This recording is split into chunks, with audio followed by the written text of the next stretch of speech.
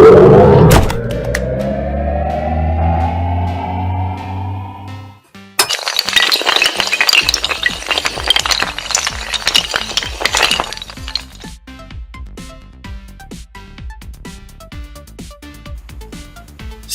electrical question and answer. So all these questions are always asked in competitive exams. तो ये बहुत ही simple कुछ questions हैं, electrical questions, जो हमेशा प्रतियोगिता एग्ज़ाम या परीक्षा, सराव परीक्षा जो रहता है उसमें पूछा जाता है। तो इसमें जो पहला क्वेश्चन है, what is the life of electric lamp. तो इलेक्ट्रिक लैम्प का लाइफ कितना रहता है। तो लैम्प में कहा बल्ब जिसके बारे में बोलेंगे, तो उसका आंसर है life of an electric lamp is 1000 hour. तो 1000 उसका घंटे का लाइफ है ना। और अगर ट्यूबलाइट को माने तो उसका जो लाइफ है वो 3000 घंटे का है। ठीक। Second question, what is the resistance of human body. तो ह्यूमन बॉडी का जो रेजिस्टेंस, विद्युत दबाव सहन करने का जो अवरोध करने का जो क्षमता है वो कितना है। तो what is the resistance of human body. तो resistance of human body in dry condition is 10,000 ohm and 1000 ohm in wet condition. यानी हाथ अगर बॉडी अगर सूखा है तो उसमें जो रेजिस्टेंस है वो 10,000 ओम है, और अगर गीला है तो 1000 ओम। यानी अगर गीला है तो इसलिए शॉक लगने का खतरा ज़्यादा रहता है ना, क्योंकि रेजिस्टेंस कम हो जाता है गीला कंडीशन में, और सूखा कंडीशन में रेजिस्टेंस जो है वो ज़्यादा है और गीला कंडीशन में रेजिस्टेंस कम है। How do we connect. तो तीसरा क्वेश्चन अभी देखते हैं। तो how do we connect electric equipment to earth. तो बहुत ही इंपॉर्टेंट क्वेश्चन है, यह जनरल क्वेश्चन भी है कि इलेक्ट्रिक जो इक्विपमेंट्स है उसको अर्थ के साथ क्यों कनेक्ट किया जाता है। तो आंसर जो है, ये dead part of an equipment is connected to earth for safety of human body and animal, है ना।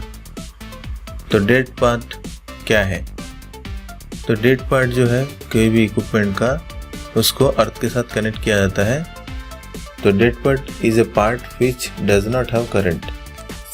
तो कोई पार्ट इक्विपमेंट का जिसमें करंट नहीं रहता है। When a live part unfortunately touch the dead part, a current will go to earth and human body will be safe. तो किसी दुर्घटनावश या कारण से अगर वो डेड पार्ट लाइव पार्ट के साथ टच हो जाए तो ये जो करंट है वो बाईपास हो जाता है, गोस टू द अर्थ, और इस प्रकार से इंसान को सुरक्षित हो जाता है।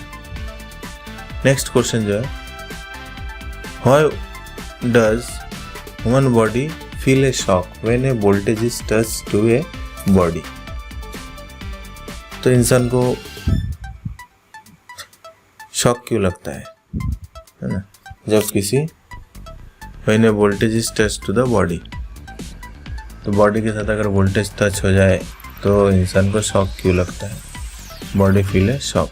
तो ये shock is a felt due to the wear and tear of the muscles, a current flow through the body. तो शॉक इसलिए लगता है कि बॉडी जो है वो कंडक्टर है, बॉडी से जो है करंट फ्लो होता है, और रेजिस्टेंस का बॉडी का रेजिस्टेंस जो है 10,000 ohm. If the voltage of 220 ohm 220 volt is covered by hand, a current of 220 milli ampere current will flow. तो 10,000 ओम इंसान का बॉडी है, और अगर 220 वोल्ट अगर छू लेते हैं हम लोग तो हमारे बॉडी से जो करंट फ्लो होता है ना, 220 मिली एम्पियर। तो current of 22 milli ampere is fatal for the body.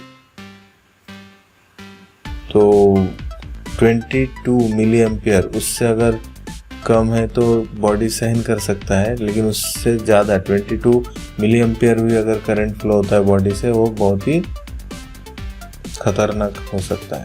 If the body is dry, a resistance will be 10,000 ohm and the current through the body will be 22 milliampere. तो ये death will occur whether the body is dry और wait. तो ये 22 milliampere current अगर body से flow होता है तो वो डेथ हो सकता है, जान जा सकता है इस प्रकार से। Whether next question, whether DC shocks are dangerous और एसी शॉक्स है। तो ये हमेशा मन में हर किसी के सवाल मन में आता है कि एसी जो है या डीसी, इसमें से कौन सा ज़्यादा डेंजरस है ना, एसी शॉक या डीसी शॉक। और कारण भी देखें क्यों। तो AC shocks are more dangerous than DC shocks. This is due to more wear and tear in the body. The frequency of AC current damage more to the body than DC. तो answer जो देखे है कि AC का shock जो है वो ज़्यादा डेंजरस रहता है डीसी शॉक से, क्योंकि उसमें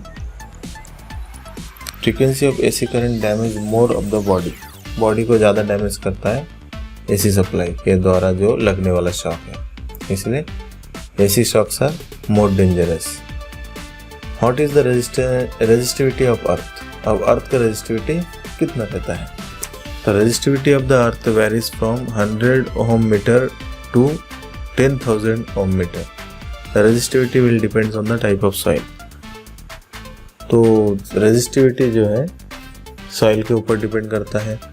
वो मिनिमम कम से कम 100 ओम मीटर से लेके 10,000 ओम मीटर। अगर पथरीला है, मिट्टी जो है पथरीला टाइप का है या उसमें मॉइस्चर कंटेंट कम है तो उसका रेजिस्टिविटी जो है वो ज़्यादा होता है। और जहाँ पे वेट कंडीशन गीला है, मॉइस्चर उसमें हमेशा रहता है, तो वहाँ पे रेजिस्टेंस जो है वो रेजिस्टिविटी जो है वो अर्थ का कम होता है। इस प्रकार से कम 100 ओम मीटर एंड सूखा अगर ज़मीन है तो 10,000 ओम मीटर। नेक्स्ट क्वेश्चन जो है, ये 1000 watt heater has a wire length 50 meter है ना। 1000 watt heater has a wire length 50 meter. If we use half length of 25 meter, what will be the capacity of the heater? अब जो है एक heater है जिसका वैटेज 1000 वाट है और वायर का लेंथ जो है वो 50 मीटर। अगर उस वायर को हमने आधा कर दिया, 25 मीटर का वायर अगर यूज़ करें तो हीटर का कैपेसिटी कितना होगा। तो कैपेसिटी विल बी 2000 वाट है ना। अगर लेंथ वायर का लेंथ कम करते हैं तो कैपेसिटी वो बढ़ जाता है 2000 watt when we use half wire length of 25 meter. तो उसका न्यूमेरिकली देखते हैं एक क्वेश्चन में कि कैसे वो लेंथ कम होने से उसका वैटेज बढ़ता है। तो explain fully why the capacity of the heater is doubled when we use the half length of wire। हम लेंथ ऑफ वायर घटाए, आधा कर दिए तो कैपेसिटी कैसे बढ़ गया, 1000 वाट से और 2000 कैसे हुए। तो पावर का फॉर्मूला अपने को मालूम है, V square upon R, W is equal to V square upon R। ये पावर का फॉर्मूला है और इसमें V जो है वो वोल्टेज है, R जो है रेजिस्टेंस है। अब रेजिस्टेंस विल बी हाफ। अब हमने कंडक्टर का लेंथ जो है, वायर का लेंथ जो है वो कम कर दिया, आधा कर दिया, तो रेजिस्टेंस क्या हो जाएगा, आधा हो जाएगा, कम हो जाएगा ना। देयरफॉर अब नया जो उसका वैटेज रहेगा तो क्या होगा, W2 is equal to V square by R के जगह पे हम लोग क्या ले रहे हैं, R के जगह पे R/2, क्योंकि रेजिस्टेंस जो है वो आधा हो रहा है R/2। अब इसको सॉल्व अगर करें तो 2 ऊपर चला जाएगा, 2V square divide by R that is equal to, V square और R बोले तो क्या है फॉर्मूला, V स्क्वायर R वो वैट का फॉर्मूला है, तो 2 इंटू W1। अब W1 इनिशियली गिवन देखे हैं 1000 वाट, तो then W2 is equal to 2 into 1000 that is 2000 watt. तो लेंथ ऑफ वायर घटने से वैटेज कैपेसिटी इंक्रीज हो गया। Next question, which on electric lamp has more resistance when 100 watt lamp and 60 watt lamp are given। तो ये question देखे हैं, इसमें किसका रेजिस्टेंस ज़्यादा होगा, 100 वाट लैम्प का या 60 वाट लैम्प का। तो आंसर जो है सीधा सीधा देखे कि 60 वाट लैम्प का रेजिस्टेंस जो है वो 100 वाट के कंपैरिजन में ज़्यादा रहेगा। ठीक, तो इसको भी न्यूमेरिकली समझाया गया है कि कैसे 60 वाट लैम्प का रेजिस्टेंस ज़्यादा रहता है। तो resistance of lamp when use for 230 volt supply is, यह है फॉर्मूला, ये रेजिस्टेंस आर इजिकल सॉरी ये वैट है ना, फॉर्मूला अपने को मालूम है, watt equal to V square by R, V square by R. तो अब पहले हम लोग 100 वाट लैम्प का लेके उसका रेजिस्टेंस निकालेंगे। तो 100 is equal to V square by R. अब V square means supply voltage है 230 volt into 230 divide by R. अब R is equal to 230 into 230 divide by 100। तो उसका जो रेजिस्टेंस आता है 529 ओम। यह 100 वाट लैम्प का रेजिस्टेंस। अब हम लोग सेकेंड बल्ब को लेते हैं 60 वाट लैम्प का, उसका resistance same R is equal to 230 into 230 divide by, अब इसमें 60 है ना, 60 वाट है तो 60। अब इसको कैलकुलेट किए तो रेजिस्टेंस जो है हमारा 881.67 ओम आया है। इस प्रकार से देख सकते हैं कि जो 60 वाट लैम्प का है उसका रेजिस्टेंस ज़्यादा है 100 वाट रेजिस्टेंस के कंपेयर में। तो इस प्रकार से ये 10 सवाल को हम लोग डिस्कस किए। उम्मीद करता हूँ आप लोगों को अच्छा लगा होगा। अगर अच्छा लगा है तो लाइक कीजिए, सब्सक्राइब कीजिए, शेयर कीजिए और अधिक से अधिक लोगों तक पहुँचाए। धन्यवाद।